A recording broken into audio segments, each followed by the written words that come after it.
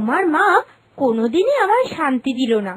বেঁচে থাকতে আমাকে হার মাস জ্বালিয়েছে, আর এখন দেখো মরে গিয়েও জ্বালাচ্ছে।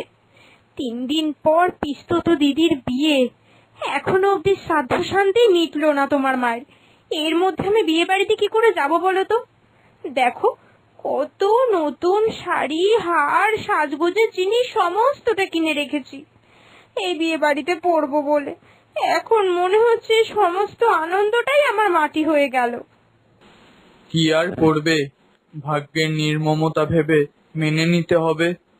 আমি শুনেছি যতদিন না শ্রাদ্ধ শান্তি মেটে সেই মানুষের আত্মা ভূত হয়ে ঘুরে বেড়ায়। না না, আগে শ্রাদ্ধটা ভালোভাবে হোক। ভূত না ছাই, এইসব অন্ধবিশ্বাস তুমি রাখো তো তোমার কাছে। একটা কাজ করো না, পুরোহিত মশাইকে খবর দাও, উনি নিশ্চয়ই একটা ব্যবস্থা করে দেবেন। তুমি আর দেরি করো না, এখনই একবার পুরোহিতের কাছে যাও। হ্যাঁ শ্যামল বাবা, এখন তো আধুনিক যুগ, এই 12 দিনের শ্রাদ্ধ এখন আর কেউ করে না। ঠিক আছে, আমি বরং ত্রিরাত্রিতেই কাজটা করে দেব। কিন্তু কি বলতো, যদি পুরোটা মেনে করা যেত তাহলে তোমার মায়ের আত্মা শান্তি হতো ঠিকভাবে। এটা তো কোনো নিয়ম নয়, তাই না? কি করব বলুন তো, ওর যে পিস্তুত দিদির বিয়ে, এখন না যেতে পারলে আনন্দটাই মাটি হয়ে যাবে। এই বিয়ে বাড়ি নিয়ে আগে থাকতে কত যে প্ল্যান করা ছিল ওর, তাই তো এক প্রকার জোর করে শ্রাদ্ধটা করিয়ে নেওয়া, নইলে কি এত তাড়াতাড়ি আমরা করতাম? আচ্ছা আচ্ছা, বুঝেছি বুঝেছি। ঠিক আছে, তুমি বরং কালকেই তাহলে সব জোগাড় যন্ত্রটা করে রেখো। বললে তো 3 দিন বাদে বিয়ে, তাহলে আমি যদি কালকে শ্রাদ্ধ শান্তিটা করে দিতে পারি তাহলে তার পরের দিনই তোমরা বেরিয়ে যেতে পারবে, কেমন? বেঁচে থাকতে বৌমা আমাকে খুব জ্বালিয়েছে। খোকা অফিসে চলে গেলেই আমার দেখভাল ঠিক মতো করতোই না, সবকিছু শুধু খোকাকে দেখানোর জন্যই করতো। আর এখন দেখো আমি মরে গেছি, আমার শেষ কাজটাও ঠিক করে করতে চাইছে না। দাঁড়াও না, তোমার ব্যবস্থা আমি করছি।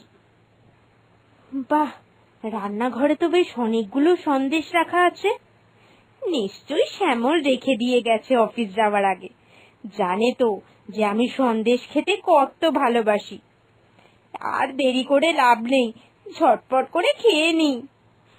বৌমা তাড়াতাড়ি করে সন্দেশগুলোকে সমস্তটা খেয়ে নিল, কিন্তু যেই শেষের সন্দেশটা মুখে দিল, বাপরে কি ঝাল! ওহ, আমি তো আর সহ্যই করতে পারছি না। এ কি, জলের গ্লাসটাও খালি, এখন আমি জল পাবো কোথা থেকে? ও বাবারে, আমি তো পুরো পাগল হয়ে যাচ্ছি।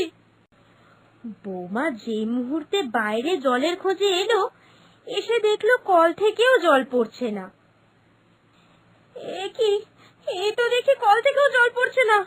এদিকে ঝালে তো আমার সর্বাঙ্গ জ্বলে যাচ্ছে একেবারে। না না বাবা, বাথরুমে যাই। বাথরুমের ওই নোংরা জলই এখন আমায় খেতে হবে, না হলে যে এক্ষুনি আমার প্রাণটা বেরিয়ে যাবে। দেখেছো তো, আমার খেল শুরু হয়ে গেছে। আজকে তো বাথরুমে শুধু নোংরা জল খাইয়েছি, কালকে থেকে দেখবে তোমায় আমি কি নাচন করাই। কি, আমি তো এই কিছুক্ষণ আগেই ঘরটা পরিষ্কার করে স্নান করতে গেলাম, ঘরের মধ্যে এত কাদা এলো কোথা থেকে? ধুর, আমাকে আবার সেই ঘর পরিষ্কার করতে যেতে হবে। ভালো লাগে না, এই সমস্ত অদ্ভুতের কাণ্ড কেন হচ্ছে আমার সঙ্গে? না না বাবা, আর দেরি করা ঠিক হবে না। আমাকে এসব কথা শ্যামলকে খুব শীঘ্রই জানাতে হবে। ও নিশ্চয়ই কোনো একটা ব্যবস্থা করতে পারবে। সে কি বলছো কি তুমি? বাড়িতে এত কিছু ঘটছে আর তুমি আমাকে জানালেও না? আর তাছাড়াও আমি তো বাড়িতে এতক্ষণ থাকি, আমার সাথে তো এইসব কিছুই ঘটে না। শুধু কি তোমার সাথেই ঘটে? আমার মনে হচ্ছে তোমাকে আগে মাথার ডাক্তার দেখাতে হবে আমায়। না গো, বিশ্বাস করো, আমি উল্টো পাল্টা কথা তোমায় বলছি না। ঠিক আছে, আমার কথা তোমার বিশ্বাস হচ্ছে না তো তুমি একবার পুরোহিত মশাইকেই ডাকো, উনি সবটা বলতে পারবে। তোমাকে তো আমি আগেই বলেছিলাম শ্যামল যে 3 দিনে কাজ করো না।